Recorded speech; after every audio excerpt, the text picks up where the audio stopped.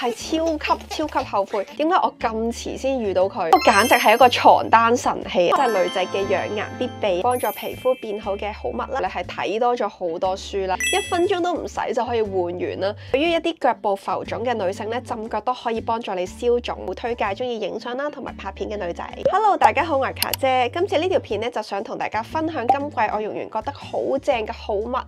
咁包括係有扮靚啦，同埋一啲心靈上嘅嘢，仲有家居好物等等嘅。事不宜遲啦，即刻去片。第一樣嘢，我覺得簡直係女仔必備啊，就係呢個自拍吸盤啊！有咗佢就可以解放雙手啦，自己一個都可以影到唔同 angle 嘅靚相啦，同埋可以拍片啊、拍 reels 啊，完全冇問題。咁佢呢個位係好似一個吸盤咁嘅嘢咧，佢就可以吸喺任何嘅地方嘅，都好實嘅，即係你點樣掹咧，佢都唔會甩。呢個位咧就係磁吸嚟嘅，咁部電話吸咗上去咧，就可以唔同 angle 咁樣轉啦，就可以影到好多唔同嘅靚相啦。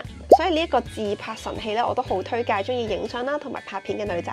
第二樣嘢咧就係幫助皮膚變好嘅好物啦。咁我本身係一個皮膚唔係好穩定嘅人啦，成日都會皮膚敏感嘅，因為其實呢排成日都轉天氣啦，加上又好大塵啦，我皮膚係即刻出事啊！唔夠瞓嘅時候咧，我又好容易爆一啲暗粒啊或者粒粒啦。除咗 keep 住用搽上面嘅 skincare 之外咧，咁我都會有用美容儀嘅習慣。我身邊都有唔少朋友係用緊 LED mask 啦，跟住佢哋係咁燒我咧，就俾佢哋燒到啦。呢款 Project A Beauty Luminous Face Plus LED 面膜頸膜儀可以改善膚色、舒緩暗瘡，但係佢最勁嘅位係佢有1072nm 嘅深紅外光。咁深紅外光係有咩用呢？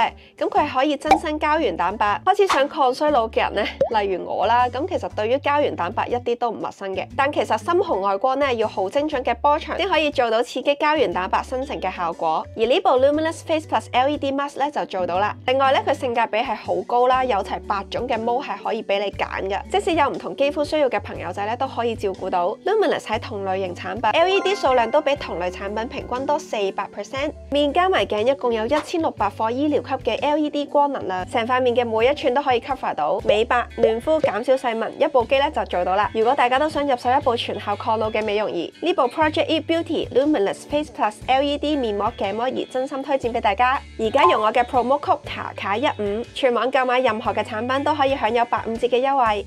好啦，嚟到第3件好物啦。咁大家都知我嘅身體係好寒啦，同埋我係成日都好怕凍啦。咁最近咧，我係好着重喺養生呢一方面嘅。除咗戒晒所有凍嘢啦，跟住開始食薑去驅寒，同埋我都有去睇中醫去調理身子嘅。之前都有問過中醫關於浸腳可唔可以去驅寒啦，同埋提升身體嘅新陳代謝嘅。咁中醫話係可以嘅，有幫助嘅。咁 OK，咁就即刻上去物色一個浸腳袋或者浸腳桶嘅。之後有 friend 咧就介紹咗佢覺得台灣有一個好好嘅浸腳袋咧俾我都用咗一段時間，覺得好好用啦，所以就想分享俾大家啦。咁嗰陣咧，我見到成品係有得賣嘅，但係我自己真係喺台灣嘅官網度買嘅，因為我嗰陣咧就有呢個新春優惠啦。台灣嘅官網買係平好多啦，同埋佢有個優惠套裝，佢係包埋呢個浸腳嘅藥包送埋俾你，所以我就上網買啦。大家都可以根據自己需要唔同嘅功效啦，去揀唔同嘅浸腳包嘅。通常浸腳嘅時間咧就係沖完涼之後啦，同埋瞓前1個鐘之前浸咧就係最好嘅，溫度大概喺60度。同埋大家記得浸腳係千祈唔可以超過30分鐘，嚟 M 嘅期間咧都係唔可以浸腳嘅。每次我浸完腳咧都覺得身體嘅血氣運行得好好啦，即係我又好怕凍，手腳冰冷，但係我浸完腳都可以即係熱血沸騰啊！我係連個額頭啊個頭都可以出汗嘅。浸完腳嗰一晚咧都會瞓得好好啦，即係可以幫我舒緩晒所有嘅疲勞，同埋對於一啲腳部浮腫嘅女性咧，浸腳都可以幫助你消腫。所以我覺得浸腳咧真係女仔嘅養顏必備啊！大家都唔一定要買呢一款啦。咁如果見到一啲更適合你嘅 size 啊，或者你想要浸腳桶咧，都係可以嘅。主要要睇翻3樣嘢啦，包括佢嘅保暖功效啦、質地厚唔厚實啦，最後就係佢個容量啊。好啦，嚟到第4樣好物啦，我係超級後悔，點解我咁遲先遇到佢？簡直係一個床單神器。因為以後咧，我換床單只需要拉一條拉鏈啦，我唔需要再喺床褥入面攝嚟攝去咁樣去換啦。我覺得每次咧換床單係對我嚟講係一個噩夢嚟嘅，超級無敵憎換床單啦，因為成日俾我媽鬧唔換床單，因為我張床褥係雙人床啦，同埋好厚啦，所以係超級無敵重啦，我唔係好抬得起佢啦，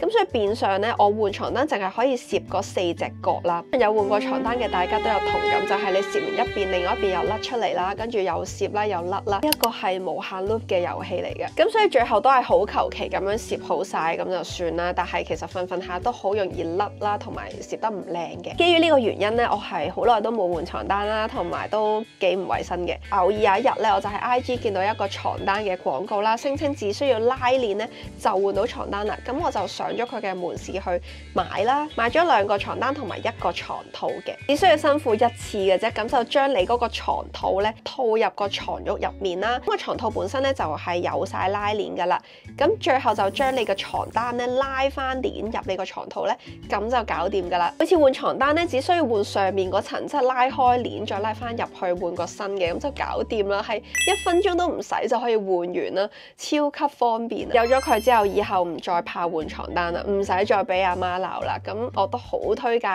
好怕換床單嘅你哋可以買呢一款嘅。好啦，嚟到最後一樣好物啦，就係電子書啊！我買咗電子書之後咧，係睇多咗好多書啦。我係好推介佢俾一啲好似我咁樣咧，又坐唔定又想睇書嘅人啊。我係從來都冇閱讀嘅習慣嘅，自從中學之後啦，因為屋企好多嘢啦，咁我就覺得啊，買啲書翻嚟又要揾位去擺啊安置，咁我就覺得啊好麻煩啊，咁就呢樣嘢令我係好卻步嘅。加上我係一個極度坐唔定嘅人啦，即係我好難係可以幾個鐘咁樣坐定定喺屋企睇晒一本書咯。自從我買咗呢個電子書之後咧，我就可以將佢帶出街啦，可以等緊車啊、搭緊車或者等朋友嘅時候咧，就可以攞出嚟睇啦，真係好方便。佢係好細嘅咋，即係好似我一隻手咁樣嘅 size，所以佢就好輕便，可以帶出街用啦，唔使局限住我一定要喺屋企先可以睇到嗰本書啦。咁即係帶出街又重啊嘛，咁我呢個就可以隨時可能喺街睇10分鐘啊、15分鐘啊都可以咯，就唔使一定要幾個鐘咁樣坐喺屋企睇書咯。同埋一個好重要嘅原因啦，就係電子書唔傷眼嘅。本身係有 iPad 啦，但係睇耐咗隻眼係真係唔舒服嘅，因為有藍